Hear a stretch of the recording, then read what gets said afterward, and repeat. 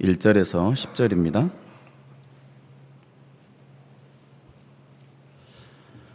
시편 9편 1절에서 10절 말씀. 자, 우리 함께 한 목소리로 합독하겠습니다. 내가 전심으로 여호와께 감사하오며 주의 모든 기이한 일들을 전하리이다.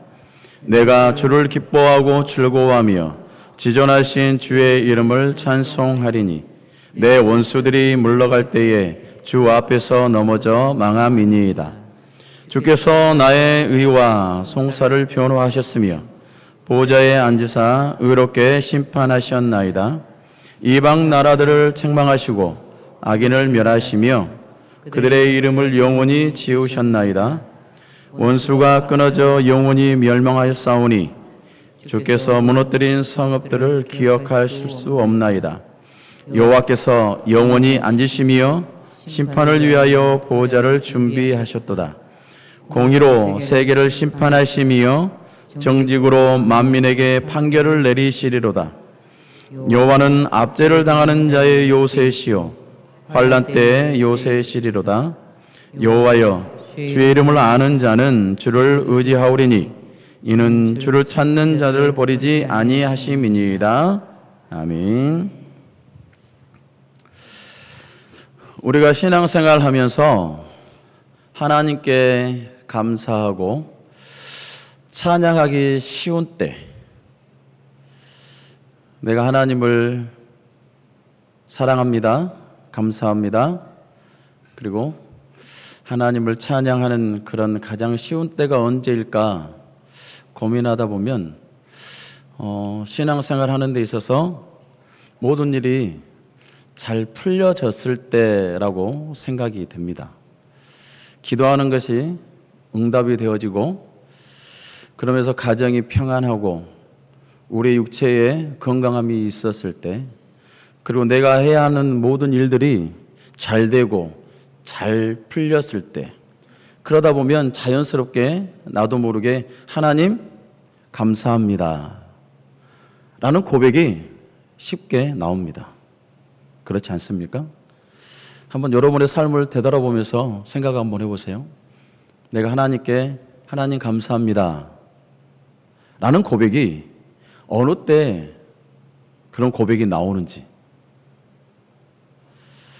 그러나 이런 감사의 고백을 하는 순간에도 예상치 못하는 그런 어려움을 우리가 만났을 때나, 그리고 나에게 가까이 있는 사람 이웃들에게 상처를 받았을 때, 그리고 아무리 기도해도 기도에 응답이 되지 않는 것 같은 그런 느낌을 받았을 때 우리는 감사보다 탄식이 먼저 나오는 것, 찬양보다 염려, 근심, 걱정이 앞서는 것, 이러한 것들이 탄식과 염려, 근심, 걱정이 내 삶에, 내 마음에 가득 채워지는 그런 느낌을 받을 때가 있습니다.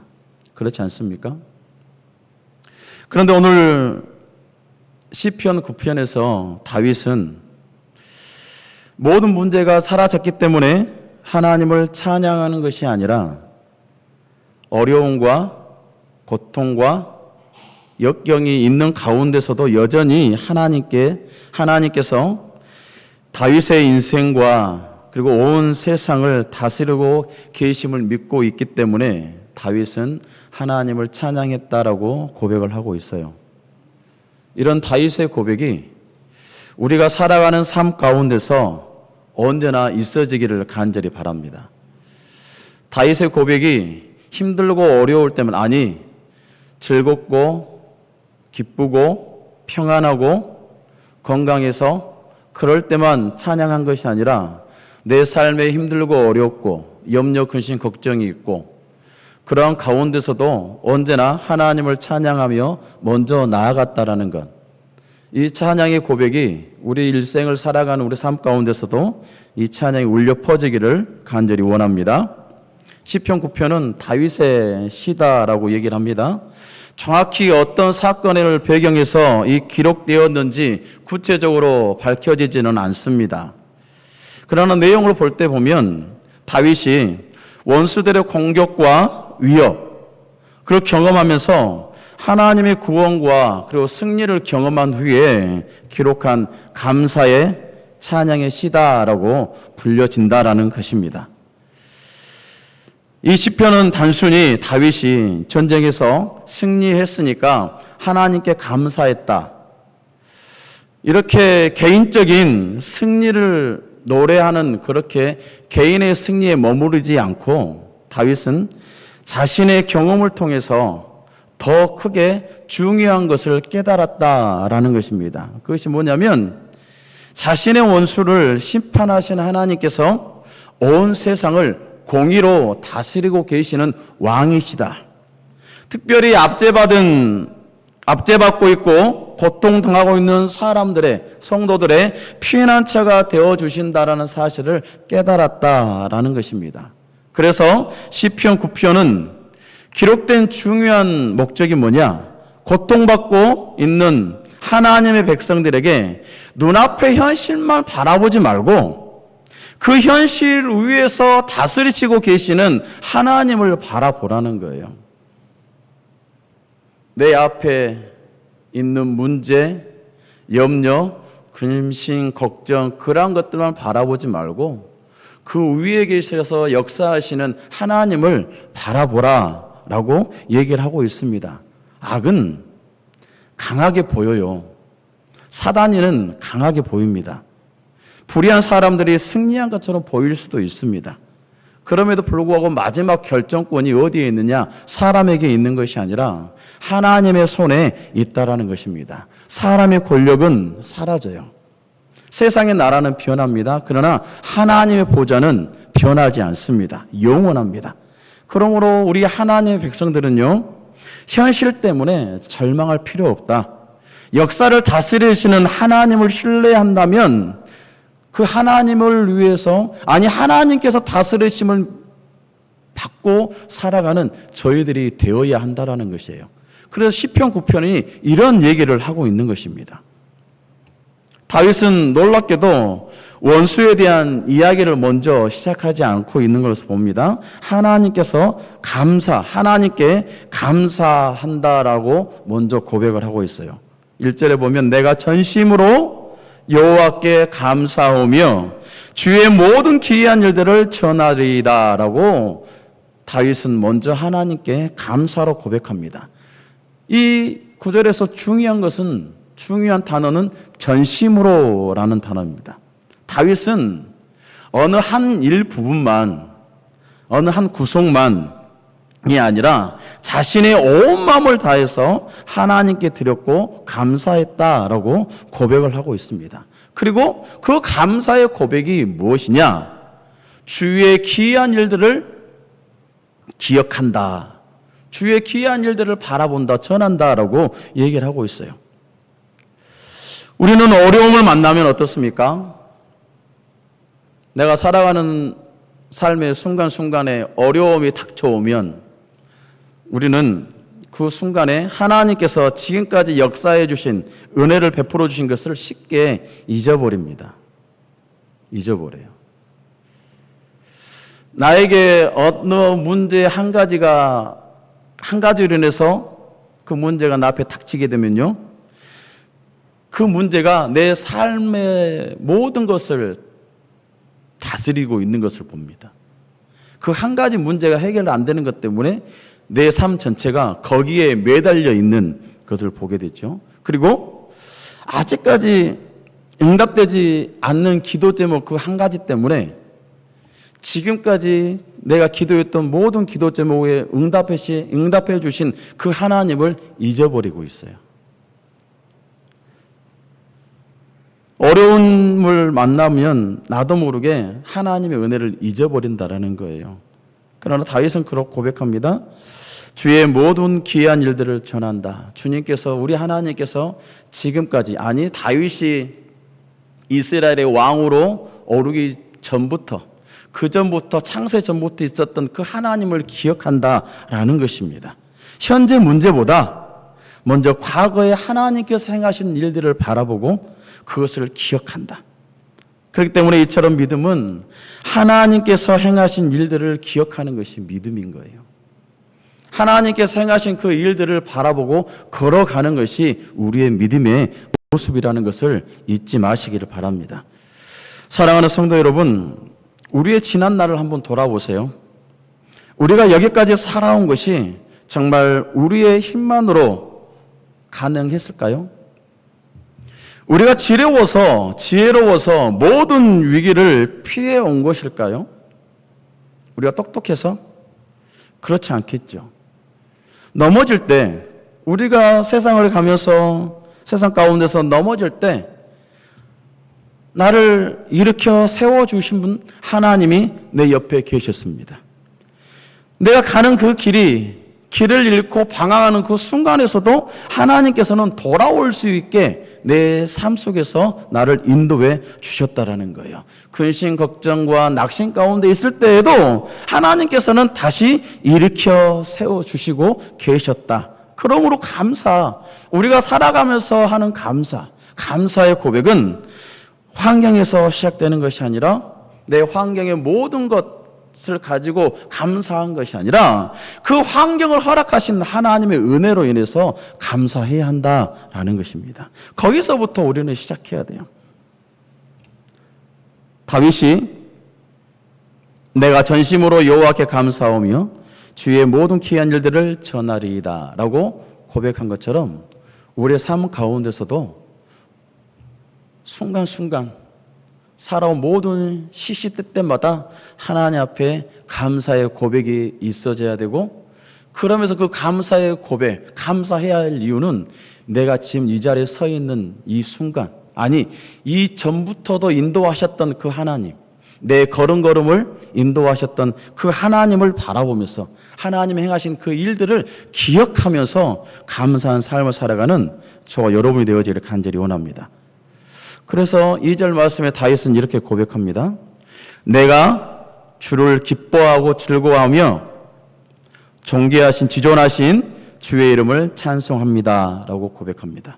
다윗은 주께서 주신 것을 기뻐하겠습니다라는 것이 아니에요.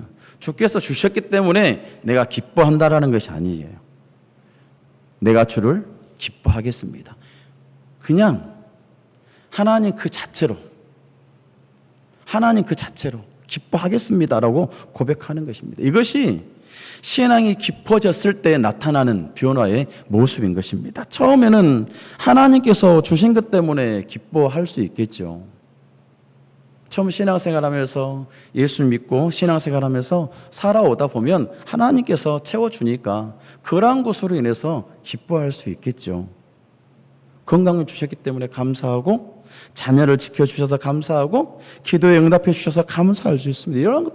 이러한 감사도, 이러한 믿음도 너무 귀하고 소중합니다. 그러나 우리의 믿음이 깊어지면 하나님께서 주신 그 선물을 바라보면서 기뻐하는 것이 아니라 이제는 선물을 주신 그 하나님을 바라보면서 기뻐하는 거예요. 우리 아이들이 집에 들어올 때 그렇잖아요. 엄마 아빠가 무엇을 들고 오느냐를 기다리는 아이들이 있지 않습니까? 그러면서 어느 때 어린이날이나 그런 특별한 날에 아이들에게 선물을 주면 얼마나 아이들이 그 선물을 받고 기뻐합니까? 얼마나 좋아해요? 근데 이 아이들이 유치원 지나 초등학교를 졸업하고 고등학교, 대학교, 성인이 돼서 장성해서 시집장가 가고, 그리고 나서 이 자녀들이 부모가 선물 줬다고 기뻐합니까? 아니잖아요. 부모님 그 자체로 인해서 기뻐하고 소중히 여기는 것, 그 모습이 있지 않습니까? 우리도 마찬가지입니다. 우리 하나님을 바라보면서 그런 모습으로 나아가야 된다라는 것입니다. 이게 다윗의 믿음이었어요. 처음에는 하나님께서 주셨기 때문에 기뻐했겠죠. 그러나 다윗의 믿음은 하나님 그 자체로 기뻐하고 감사하고 나아갔다는 것. 사랑하는 성도 여러분, 하나님께서 우리에게 주신 가장 큰 복이 무엇일까요? 하나님께서 우리에게 주신 가장 큰 복, 이 세상에 그 어떤 것도 아닙니다. 하나님 자신인 거예요.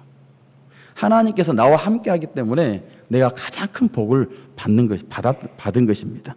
모든 것을 가지고 있으신 하나님, 이 하나님을 잃어버리면, 이 하나님을 알지 못하고 살아가면 어떻습니까? 가장 중요한 것을 잃고 살아가는 거예요. 세상에 많은 것을 잃어도 이 하나님 한 번만 붙들고 있으면 우리는 가장 중요한 것을 가지고 살아가고 있는 거예요. 가장 큰 복을 받고 살아가고 있는 것이라는 것을 믿기를 바랍니다. 다윗은 3절에서 자신이 하나님을 찬양하는 이유에 대해서 얘기를 하고 있는데 원수들이 물러가서 아닙니다. 다윗은 그 모든 것들이 자신의 능력이라고 설명하지 않습니다. 4절에 보면 주께서 나의 의와 송사를 표현하셨으며 보좌에 앉으사 의롭게 심판하셨나이다. 다윗이 바라보는 것은 원수만이 아니었고 그는 다윗은 원수보다 더 높이 계신 하나님, 그 보좌를 바라보면서 나아갔다라는 것입니다. 우리가 문제가 생기면 문제를 바라보기 쉽고 사람 때문에 힘들면 그 사람만을 생각하며 힘들죠. 경제적인 어려움을 만나면 어떻습니까? 우리 형편만을 바라봅니다.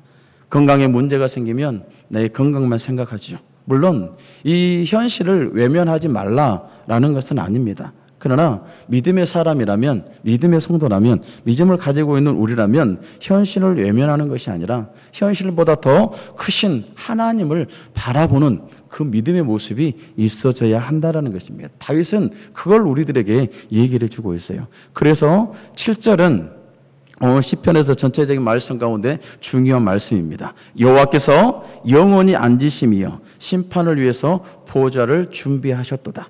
사람을 변합니다. 세상의 권력도 변하고요. 우리가 가지고 있는 것도 언제나 사라지기 마련입니다. 그러나 우리 하나님은 영원히 변하지 아니하시고 어제나 오늘나 동일하게 우리와 함께 하신 분임을 믿고 나아가길 바랍니다. 8절은 그 하나님께서 공의로 세계를 심판하시며 정직으로 만민에게 판결을 내리신다라고 말씀하고 있어요. 다윗에게 하나님은 단순히 자신의 문제만 해결해 주시는 개인적인 하나님이 아니었다. 하나님은 온 세계를, 온 우주를 다스리시는 왕이셨다. 다윗은 이스라엘의 왕이셨지만 영원한 왕은 아니었지 않습니까? 다윗도 죄인이었습니다. 그의 왕국도 영원하지 않았잖아요. 그러나 하나님께서는 다윗의 후손을 통해서 영원하신 왕이 오실 것이다 라고 약속하셨고 그 약속은 마침내 예수 그리스도를 통해서 성취가 되었습니다. 오늘 시편 9편에서 다윗은 원수를 심판하시고 공의로 다스리시는 하나님을 찬양하고 있습니다. 그런데 신약을 보면 신약에 이르러서 예수 그리스도께서 우리의 가장 근본적인 원수 그 사탄마귀를 죄와 사망의 권세, 사탄의 권세, 그 권세를 십자가에서 이기셨습니다. 십자가에서 사단을 물리치셨어요. 그런데 예수님의 이 승리는 세상의 왕들이 승리하는 방법과 차원이 다르죠. 그때 당시에 다윗의 당시의 왕들을 전쟁을 보게 되면 언제나 칼과 창과 방패가 있어요. 세상의 왕들의 승리는 항상 칼로, 창으로 누구를 죽이는 그런 승리를 얘기를 하지 않습니까? 그러나 우리 예수님의 승리는 세상의 왕들의 그런 승리의 방법과 다르다. 예수님은 무엇으로 세상을 악한 사탄 마귀를 이기셨느냐? 그것은 십자가를 지심으로 이기셨다라는 것. 예수님께서 잡히셨고 조롱당하셨고 십자가에서 못 박히시며 죽으셨습니다. 그러나 그 모든 것이 끝난 것처럼 보였지만 그렇지 않았죠. 우리 하나님께서는 바로 그 십자가를 통해서 우리의 구원을 이루셨습니다. 우리를 구원의 자리로 인도하셨습니다. 예수님께서 십자가에서 우리의 죄와 심판을 담당하시고 죽으셨으며 사흘 만에 부활하심으로 죄와 사망의 권세를 깨뜨리셨다라는 사실입니다. 그러므로 시편 9편을 읽는 우리 모든 크리스찬들의 모습은 하나님의 보좌를 바라보면서 동시에 예수 그리스도의 십자가 죽으심과 부활하여 왕으로 다스리실 예수 그리스도, 다시 오실 예수 그리스도를 바라보면서 살아가야 한다라는 사실입니다. 세상이 아무리 혼란스러워도 하나님의 보좌는 비어있지 않습니다. 예수 그리스도께서 살아계시고 다스리시고 계시다라는 것입니다. 이 믿음이 우리에게 있기 때문에 우리는 어떤 어려움이 와도 어떤 절망이 와도 절망하지 않고 주저앉지 않는다라는 사실을 우리는 꼭 기억해야 됩니다. 다시 오실 예수 그리스도를 바라보면서 나아가는 그 신앙을 우리가 붙잡고 서 있는 우리 모든 성도들이 되어지기를 간절히 바랍니다. 그 9절 말씀에 다윗은 여호와는 압제를 당한 자의 요새시요 환난 때의 요새시리로다. 다윗에게 요새는 특별한 의미가 있었을 것이에요. 왜 그러냐면 다윗은 사울 왕에게 얼마나 많이 죽임을 당할 뻔했지 않습니까? 그럴 때마다 다윗은 여기저기 피할 수밖에 없어요. 도망에 신세를 지을 수밖에 없었습니다. 그래서 여기저기 산성이나 요새를 찾아다녀서 자기 몸을 숨길 수밖에 없었던 사람이었습니다. 그러나 시간이 지나 세월이 지나면서 다윗이 깨달은 것은 뭐냐면 자신을 지켜준 진정한 요새가 무엇일까라는 거예요. 자기가 피함했던 산성이나 그런 요새들이, 그런 성벽들이 나의 진정한 요새였을까? 아니라는 것입니다. 나이가 피할 수 있었던 것은, 피할 수 있었던 요새는 누구냐? 바로 하나님이었다라고 고백하고 있는 것입니다. 우리도 살아가면서 수많은 피난처를 찾지 않습니까? 어떤 사람은 돈을 피난처로 삼을 수가 있고, 또 어떤 사람을 의지하면서 피난처를 찾습니다. 또 어떤 사람은 자신의 경험과 능력을 바라보면서 피난처를 찾습니다. 물론 이러한 것들이 우리의 삶에 어느 정도 도움이 될 수는 있습니다. 그러나 인생에는 돈으로 해결할 수 없는 일이 얼마나 많습니까? 사람으로 대체할 수 없는 일이 너무나 많아요. 우리의 경험, 능력, 아무 소용이 없는 순간도 찾아옵니다. 그럴 때 그때 우리는 깨닫는 것이 내가 정말 피할 곳은 어디일까라는 거예요. 내가 진정으로 피할 수 있는 곳은 어디일까? 다윗이 고백했던 것처럼 하나님밖에 없다라는 고백. 그렇기 때문에 믿음의 사람, 믿음의 성도는 모든 것이 무너진 다음에야 하나님을 찾는 사람이 아니라 평소에도, 순간에도 하나님을 자신의 요새로 삼는 사람, 그런 성도가 진정 하나님께 피할 수 있는 성도라는 것을 잊지 마시기를 바랍니다. 그러면서 10절에서 다윗은 이렇게 고백하고 있죠. 여호와여, 주의 이름을 아는 자는 주를 의지하오리니 이는 주를 찾는 자들을 버리지 아니하심이니이다. 주의 이름을 아는 자, 주를 의지하는 자다. 하나님의 이름을 안다라는 것은 단순히 하나님의 이름을 지식적으로 안다라는 것이 아닙니다. 하나님이 어떤 분이신지를 알고 하나님의 성품과 신실하심을 경험하며 살아가는 것을 의미하고 있습니다. 그래서 하나님이 신실하신 분임을 알면 우리는 언제나 기다려갈 수가 있어요. 예수 그리스도께서 언제 오실지 우리는 알 수 없지만 하나님의 신실하심을 알기 때문에 주님께서 언제 오실지 우리는 기다릴 수가 있습니다. 하나님이 선하신 분이시기 때문에 이해할 수 없는 일을 만나도 하나님의 그 선하심을 의심하지 않고 하나님의 그 전능하심 앞에 우리가 무릎 꿇을 수가 있습니다. 그래서 믿음의 자리에서 가장 필요한 것은 하나님을 알아가는 것입니다. 하나님을 알아가는 것. 하나님을 깊이 알아가는 저와 여러분들이 되어지기를 간절히 원합니다. 사랑하는 성도 여러분, 세상은 변하고 사람도 변하고 우리의 환경도 변합니다. 그러나 하나님은 변하지 않고 하나님의 보좌는 비어있지 않습니다. 십자가에서 우리를 구원하시고 죽음을 이기시고 부활하신 예수 그리스도께서 살아계십니다. 그 주님께서 오늘도 우리를 붙드시고 마침내 하나님의 나라를 완성해 가실 것입니다. 이 사실을 믿고 나아가는 저와 여러분이 되었으면 좋겠습니다. 문제보다 크신 하나님을 바라보고 환난보다 든든한 요새이신 하나님께 피하길 바라고 지난날의 은혜를 기억하며 전심으로 감사하며 고백하는 저와 여러분들이 되어지기를 간절히 원합니다. 하나님을 아는 사람은 하나님을 의지합니다. 하나님을 의지하는 사람은 환난 가운데서도 소망을 잃지 않습니다. 그리고 하나님을 찾는 사람을 하나님께서는 결코 버리지 않는다라는 사실을 기억하시고 이 믿음으로 오늘도 흔들리지 않는 하나님의 보좌를 바라보며 어떤 형편 가운데서도 주님을 기쁘게 하고 전심으로 감사하며 끝까지 하나님을 의지하며 살아가는 우리 모든 광주 모든 교회 성도들이 되어지기를 간절히 바랍니다. 기도하겠습니다.